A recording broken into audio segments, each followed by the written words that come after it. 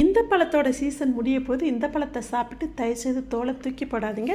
இதில் டேஸ்ட்டான அல்வா செய்யலாம். வாட்டர்மெலன் தாங்க. வாட்டர்மெலன் உள்ள பழத்தை சாப்பிட்டு உள்ளே உள்ள ஒயிட் பார்ட்டை மட்டும் எடுத்து கட் பண்ணிவிட்டு தோலை சீவிட்டு அதை அப்படியே கழுவி அப்படியே கட் பண்ணதை எடுத்து நல்லா துருவி எடுத்தால் தண்ணீராக தான் வரும். அதை நல்லா கையால் பிழிஞ்சு எடுத்துக்கலாம். இல்லைன்னா ஃபில்டர் வச்சு கூட வடிகட்டிக்கலாம்.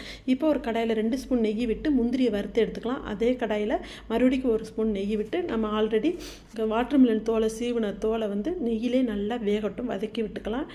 இப்போ நெய்யிலே வேகும்போது வாட்டர்மெலன் சுமல் வராத என்ற டவுட் இருக்கும். அதெல்லாம் வராது. மூடி போட்டு மீடியம்லேயே இருக்கட்டும். இப்போ 1/2 கப் சுகர் சேர்த்து நல்லா சுகர் நல்லா மெல்ட் ஆகட்டும். அதன் பிறகு ஒரு பிஞ்சு உப்பு சேர்த்து நல்லா வதக்கிக்கலாம். வதங்கின பிறகு கொஞ்சமாக ரோஸ் வாட்ரு சேர்த்து வதக்கிக்கணும். இப்போ நம்ம ஆல்ரெடி வறுத்து வச்ச முந்திரியும் அது கூட சேர்த்து மிக்ஸ் பண்ணால் சூப்பரான அல்வா ரெடி. சூடாக சர்வ் பண்ணால் நீங்கள் கூப்பிடாமலே பசங்க ஓடி வருவாங்க. ட்ரை பண்ணுங்கள்.